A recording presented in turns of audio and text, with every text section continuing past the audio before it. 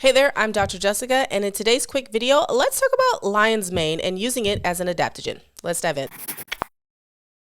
Now, you've probably heard of lion's mane mushroom. It has gotten really popular in the last few years, but you've probably only ever heard about it talked about for its cognitive benefits.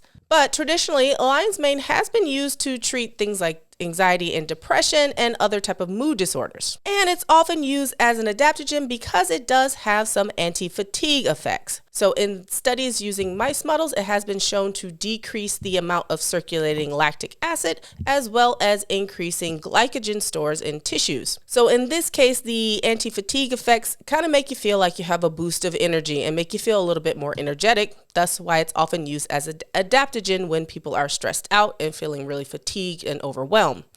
Also, those properties of it being more of an anxiolytic also can help with the HPA axis and the type of stress feedback loop, making you feel a little bit more calm and a little bit more resilient to stress. Like many other adaptogens, it's also anti-inflammatory, so it pushes on anti-inflammatory pathways and reducing inflammatory cytokines, and is also an powerful antioxidant, meaning it can help scavenge free radicals. And because of those properties, you often see it used in cancer research as well, in both the prevention and treatment of different types of cancers. And the same will be seen with many other mushrooms we'll talk about in this series. Now, the biggest thing you probably see about lion's mane is its cognitive function.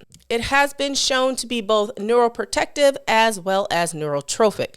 So neuroprotective in the sense that it has been shown, especially in animal studies, to reduce the accumulation of amyloid plaques. Now, this is one of the mechanisms that has been shown to be responsible for the development of cognitive impairment, especially in things like Alzheimer's. So we see a lot of studies in how lion's mane is effective in helping to reduce that accumulation and therefore is neuroprotective.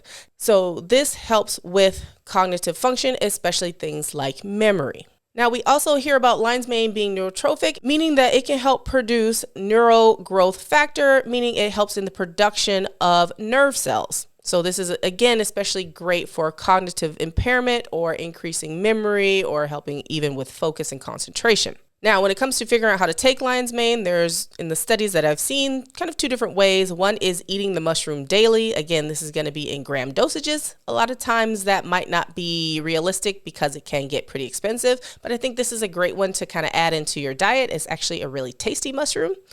And you can also have it in a capsule or some sort of supplement form as well. Now, dosages are kind of all over the place. There really is no standardized dosage, but we're talking about at least gram daily. And again, as with most supplements, we're talking about incorporating them for a period of weeks to months. This one is generally well tolerated, especially as a food. Side effects I've seen are maybe just some upset GI symptoms.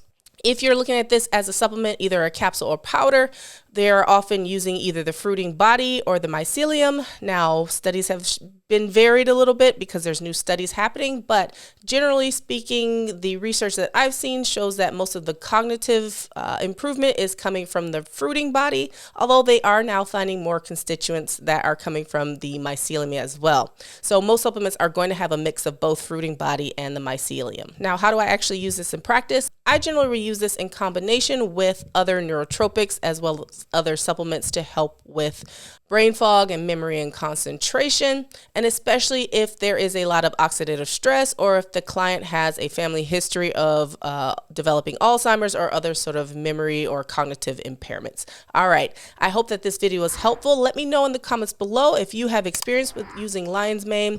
And if you have any questions, as always, leave them down below. All right, I hope you subscribe, give this video a thumbs up, and I will see you in the next video. Bye.